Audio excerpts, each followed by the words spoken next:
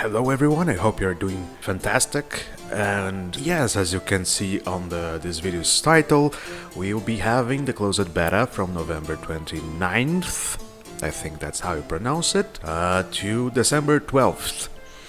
In case you are new here, the game that we're talking about is Gamble Tower, a roguelite deck builder where you must gamble, featuring a variety of mechanics like capturing enemies and adding them into your deck, attacking, using spells, summons, equipment, artifacts. There are also skill trees, upgrades, and much more.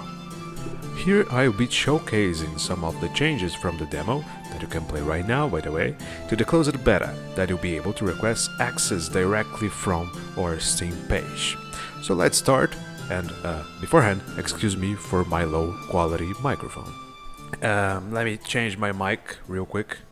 Anyway, that's it for the closed beta information, and I want to show you a little bit of the closed beta gameplay. I'm going to show it on the Unity editor, so it may be a little bit laggy. I apologize for that. Okay, so here we have the game. I hope you can hear the audio without it taking over my voice. And basically what I wanted to say is I wanted to tell you what you can expect from the beta and what are the differences between the beta and the demo and the beta and the final product, okay?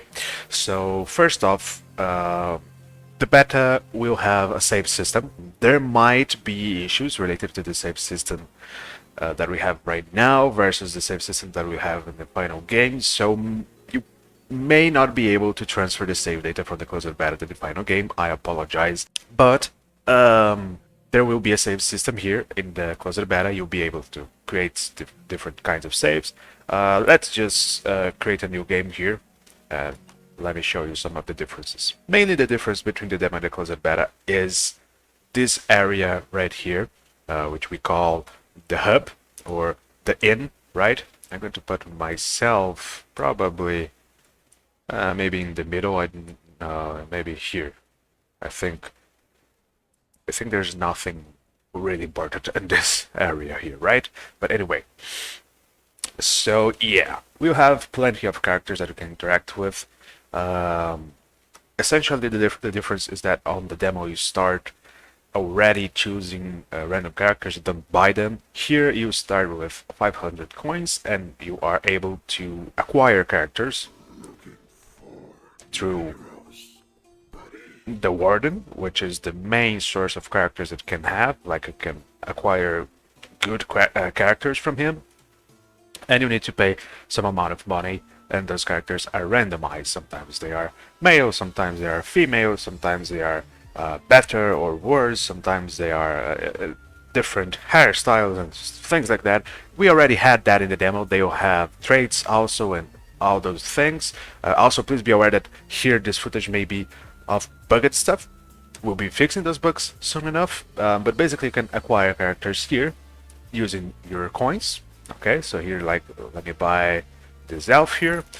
We can also acquire pets. We need both a character and a pet for the expedition, as you know. Let's acquire this human pet here, and they will be selectable for you to start a new expedition. I could select those, for instance, and another option for you, if you have no money or if you don't want to spend money with characters, is the loan shark. I love her voice. The loan shark is an option that you have for acquiring characters in exchange for what you would get. It's a little bit complicated, but so those characters are all free. Like, I can just borrow this character, and I can borrow a pet, for instance, like a demon. But the difference is, if it is a loan shark character, it will have this symbol right here, and they always start with the loan shark's contract as an artifact. This is a temporary placeholder model, where you won't have the basic artifact from the clan, and you will also pay the loan shark every time you get a reward from the combat. So that's two options that you have here to acquire characters, and that's ultimately your choice whether you want to get worse characters but for free, or better characters and pay money. There is permadeath in the game, so if you die as one character, that character is eliminated permanently. Alright, well, there are other stuff here in the end that you can do. You can acquire new orbs that will appear in future expeditions from now on. You can acquire new artifacts that will also appear in future expeditions from now on. You can get new dangers, which are difficulties. You can unlock them using money or by beating runs. If you beat a run, you will unlock a random tower danger, and by activating them, you get more of certain stuff, like you can get more XP, more skill points, and more gambling chips, depending on the danger that you activate. And also the game gets harder, so if you want a bigger challenge, you might as well acquire more dangers and activate them for harder difficulty.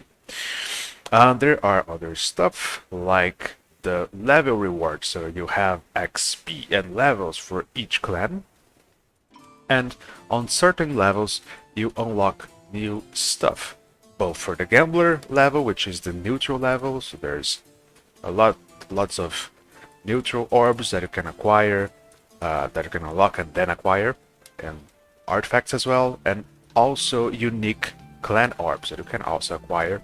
So the main thing from the demo to the beta is the meta progression and the save system, and also, of course, the amount of content that we will have in the game. I forgot to mention it, but we also have skill trees, so you can add new skills into your characters and evolve them, making them a little bit stronger. Now, let's just start a new expedition here. Probably this is fine. You can also choose how much chips you want to bring into the expedition. You can convert it from money, kind of like a real casino, you could say. And well, you may not want to bring anything at all, or you may want to bring up to 100 chips. That's up to you. I'm gonna bring 100 chips.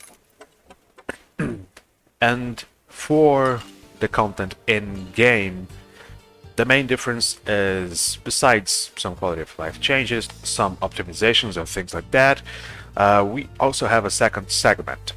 I'll be skipping to the second segment right now. There are other stuff, like other events, new things on the tower itself, even on the first segment, but let's jump straight to the jungle. So this is the jungle. There are new enemies, new specific unique events that will only appear in the jungle, and basically the closed beta ends when you kill the boss from the jungle, while in the demo would end when you kill the orbots that are the boss from the first segment. And I think that's it, basically the difference between the beta and the demo. Now, what are going to be the differences between the beta and the final game? We'll be using the feedback gathered from the closed beta to shape the final game a little bit better. There are plenty of milestones and content planned, of course, but we'll prioritize whatever content is requested the most from you and the rest of the community.